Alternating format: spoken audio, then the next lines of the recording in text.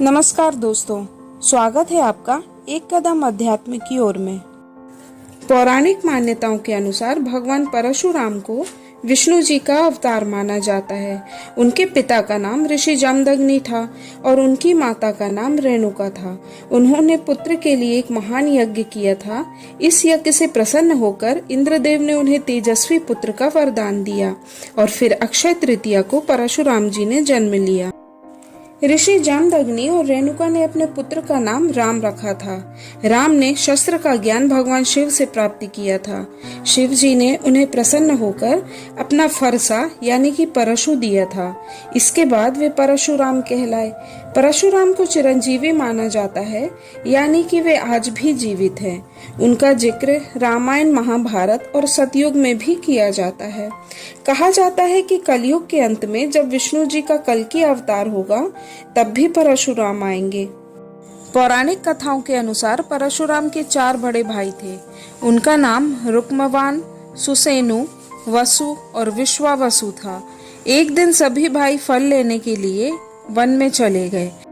परशुराम की माता रेणुका जल लेने के लिए तालाब में चली गई। लौटते समय उन्हें किसी कारणवश देर हो गई। महर्षि जमदग्नि बहुत क्रोधित हुए। इतने में ही परशुराम के 4 बड़े भाई आ गए। महर्षि जमदग्नि ने उन सभी से बारी बारी से अपनी मां का वध करने को कहा, लेकिन प्रेम के कारण किसी ने ऐसा नहीं किया। तब मुनि ने उन्हें श्राप दिया और उनकी विचार शक्ति नष्ट हो गई। फिर वहां परशुराम आए। तब जमदग्नि ऋषि ने उनसे यह कार्य करने के लिए कहा। वे अपने पिता से बहुत प्रेम करते थे और उनके आदेश की अवहेलना नहीं कर सकते थे। उन्होंने तुरंत अपनी मां का वध कर दिया। यह देखकर महर्षि जमदग्नि बहुत प्रसन्न हुए और परशुराम को वर मांगने के लिए कहा। तब परशुराम ने अपने पिता से माता रेणुका को पुनर्जीवित करने का और 4 भाइयों को ठीक करने का वरदान मांगा। साथ ही उन्होंने यह भी मांगा कि इस घटना की किसी को भी याद न रहे। उनके पिता उनसे बहुत ही प्रसन्न हुए। महर्षि जमदग्नि ने उनकी सभी मनोकामनाएं पूरी कर दी। साथ ही यह भी वरदान दिया कि वे हमेशा अजेय रहेंगे। कहा जाता है कि परशुराम ने 21 बार इस पृथ्वी से सारे क्षत्रिय राजाओं का नाश कर दिया था, जबकि धर्म ग्रंथों के अनुसार परशुराम जी ने सिर्फ हैहय वंशीय क्षत्रियों का नाश किया था। हैहय वंशी राजा कार्तवीर्य अर्जुन था।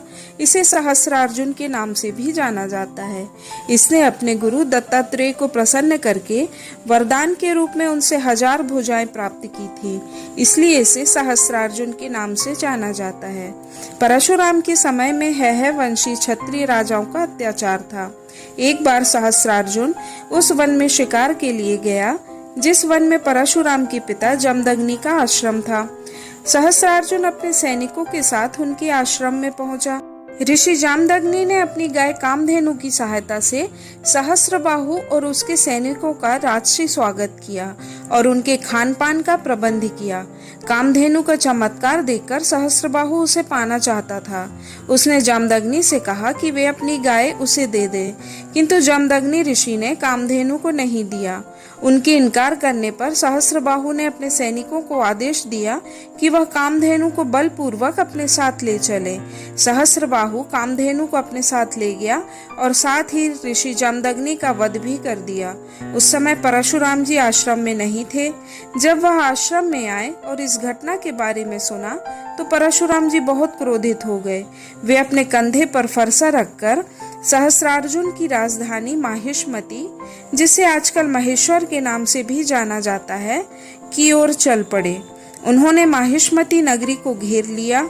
सहस्रबाहु के हजारों सैनिकों के साथ अकेले परशुराम जी ने युद्ध किया और इस युद्ध में वे विजयी हुए। उन्होंने सहस्रबाहु का वध कर दिया। इस तरह परशुराम जी ने 21 बार इस पृथ्वी से सिर्फ हैहय वंशीय क्षत्रियों का समूल नाश किया था। लेकिन कुछ लोगों में यह धारणा बनी हुई है कि उन्होंने पूरी पृथ्वी से 21 बार समस्त क्षत्रियों का नाश किया है। भगवान परशुराम जी की बहुत सी कहानियां प्रचलित हैं। सतयुग में एक बार वह शिव जी के दर्शन को गए। तब गणेश जी ने परशुराम जी को रोक लिया और उनसे कहा कि शिव जी अभी आराम कर रहे हैं। इससे क्रोधित होकर परशुराम जी ने उन पर फरसे से प्रहार कर दिया, जिससे गणेश जी का एक दांत टूट गया और वे एक दंत कहलाए। त्रेता युग में परशुराम जी ने राजा दशरथ, प्रभु श्री राम और राजा जनक का समुचित सम्मान किया। द्वापर युग में भी उन्होंने कृष्ण का समर्थन किया। वे भीष्म, द्रोण व कर्ण के भी गुरु थे। पौराणिक कथाओं में कहा जाता है कि भगवान परशुराम महेंद्रगिरी पर्वत पर तपस्या करते हैं और जबकि उन्हें कलयुग के अंत तक इस पृथ्वी पर रहना है, तब माना जाता है कि वे अभी भी महेंद्रगिरी पर्वत पर तपस्या कर रहे हैं और कलयुग के अंत में भगवान कल्कि के साथ साथ भगवान परशुराम के भी दर्शन होंगे। तो दोस्तों, आपको कहानी कैसी लगी?